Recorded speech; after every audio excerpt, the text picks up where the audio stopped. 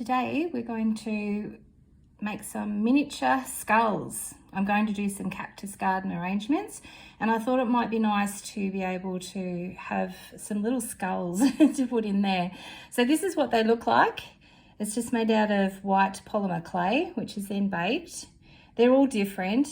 I feel like I probably got better at making them as I went along.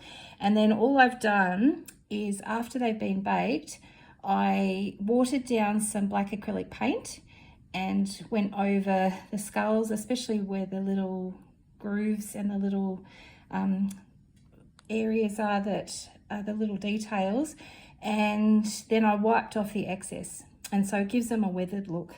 Now, they're not perfect, so if you're looking for perfection, there are plenty of other channels out there that can give you that, but I can give you something that you can do. So if I can do it, you can do it. So let's have a look at what we need. I've got some, it's the original Sculpey, and it just needs to be well conditioned. I bought a gigantic big box of it ages ago. In fact, I think it was £8 or 3.6 kilograms. And it's just the original Sculpey. And I wanted a big box of plain stuff just so that I could have a go at doing stuff, because it costs a lot of money for polymer clay, and sometimes when you buy things in bulk they're a bit cheaper. So this is just for just trying things out on, and that's what the big box of original Sculpey is for. So it's well conditioned. I like to rub it between my hands to warm it up a little bit so that it's nice and soft. And so it's nice and well conditioned, and that's what we're looking for. You will also need some tools. Now, you can just use toothpicks. I find that a blade is helpful. This is just a sculpting tool that's got two ends on it. So a blade is handy if you've got one. If you haven't, you can even just pull things apart with your hands. It doesn't really matter. Your hands are your best tools to use with sculpting, I find. Now, I've got a silicone tool here that's quite handy as well. So if you've got a set of silicone tools, you can actually sometimes get these for making cake decorating, like fondant and things like that. So you can actually get them reasonably priced on Amazon. I also find that the handle is actually really, really handy. Sounds good, doesn't it? Handy handle. But here's an example of one of the ways you can use it. And even just the handle of a paintbrush is quite handy as well. So see how we've got this is just a scrap piece of clay, but there's a little bit of a fold there. And this is actually really handy for smoothing out areas if there are wrinkles or folds or cracks, and it can make it nice and smooth. So just by using a rolling action, it can actually make a really good smooth area for you. Now, this is not doing a fantastic job because it's also got little bits of, I need to clean it down. It's got little bits of polymer clay on there, but you can see that by rolling, we're able to get rid of all of those cracks. There's another one there.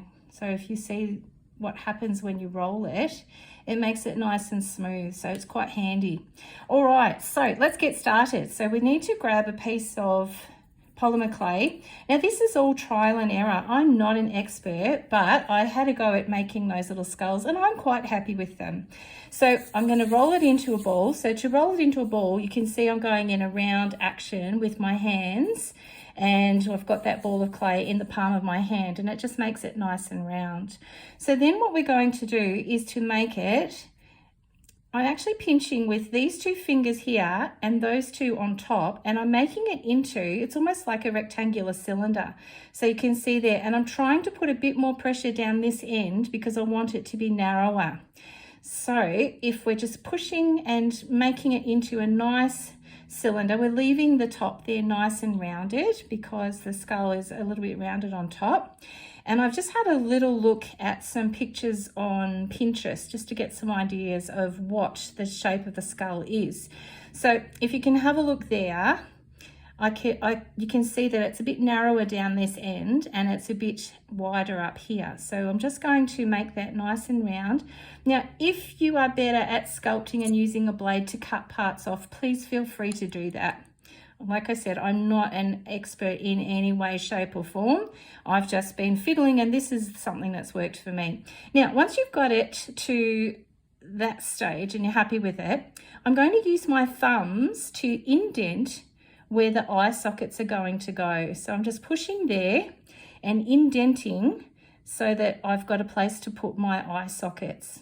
All right, and then once again, just rounding off that tip there.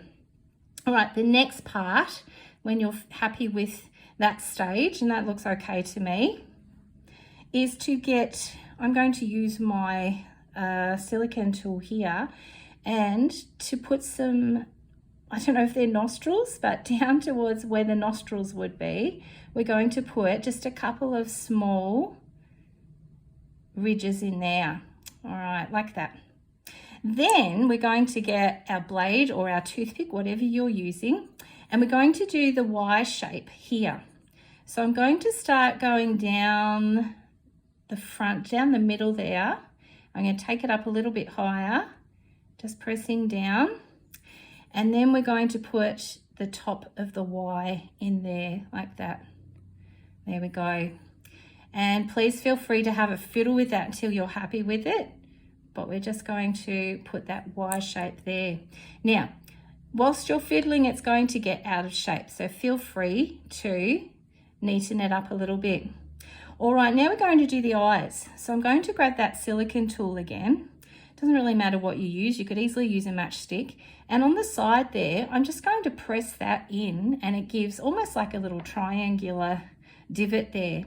Then I'm going to look on the other side. I'm going to try and line it up, and I'm going to do the same thing. There we go. So you can see that little divot there. Now it is hard to see these details until we put the paint on, but once you put that thin acrylic paint on in a wash, it brings up all those details beautifully. All right, so after we've done that, we're going to grab a couple of small pieces of wire, or you can use a broken toothpick. You won't need the whole lot because it can't be too long. In fact, this one looks like it might be a bit long for me. So I'm going to, because I only need to attach the horns to it. So I'm going to cut a small piece of that off, just make sure that it doesn't go flying. I don't really want my dogs to be eating little pieces of wire.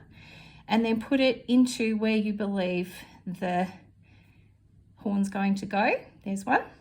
And then we'll do the other side. So put our other little piece of wire into the side there. And then we've got where our horns are going to go. Now, liquid Sculpey is your best friend when you're trying to attach things that you don't want to come apart. So any sort of liquid clay, doesn't have to be Sculpey, is fantastic. Now this is translucent, so that means that it goes clear when it has cooked and baked. So take the lid off, and what we're going to do is to make our horns now and then attach them. So take a couple of pieces of clay. Now it's very hard to know how much to use for the horns because it depends on how big you want the horns to be. But this one's probably about the size of a large pea. So if you could imagine a large pea, it might be even a little bit bigger than that. And here's the second part. Now the best way, I think, to compare them, because you want them the same size, is to roll them into balls. And as you can see, when you roll them into balls, they're pretty close. I think this one's a little bit bigger, so we'll take a little bit off and then we'll roll it into a ball again, and then we'll compare again. So they're around about the same. So we'll take one and we'll make our first horn. Now I'll do it on, I could probably do it on my hand and then you can see a bit better. So what I'm going to do is to roll it back and forth, but I'm going to move it in one direction so that it thins out as it gets down here, it gets narrower. So let's have a go at doing that. So we're putting the pressure down there now. It's a bit harder on your hand. I'm just doing this so that you can see it. I would normally do it on the surface down here. All right, so we're still going, and I'm quite happy with that. I might make it a little bit longer, but that's kind of the shape of a horn. So we'll put that down there, and then we'll do the other one. So remember, we're pushing towards one side. We're pushing it down and putting that emphasis on that side. So you can see that it's starting to get pointy, and it's not quite the same size. Let's have a look and compare. They're pretty close, aren't they? I think I'm happy with those. So what I want to do now is to get the liquid Sculpey and put the tiniest little drop just on the end of the horn, maybe a little bit more than that. We don't want it to go everywhere. We pick up our skull and we're going to put that on the piece of wire or toothpick, whatever you've used, and we're going to curl it up. There you go, so it looks like a horn. Then we're going to grab the other horn, and we're going to put another little drop of Sculpey on there. Not too much, just a little smallest little bit, and this is going to act as glue. So then we thread that on there. Oh, and then we're going to turn that up as well. And you can see I've got a little bit too much of the liquid Sculpey there. So I will actually wipe that off before I bake it. And the piece of wire is trying to come through the horn there. So make sure that you're careful when you put it on. All right, so the horns aren't completely even. That's looking a little bit better now. And so that's what we've got left. So before I put that into the oven to bake, I think with the original Sculpey, I think it's 130 degrees. I will double check. Just check that you haven't knocked the eyes out and might need to redo those. And then that will bake for probably about 30 to 40 minutes, depending on your oven.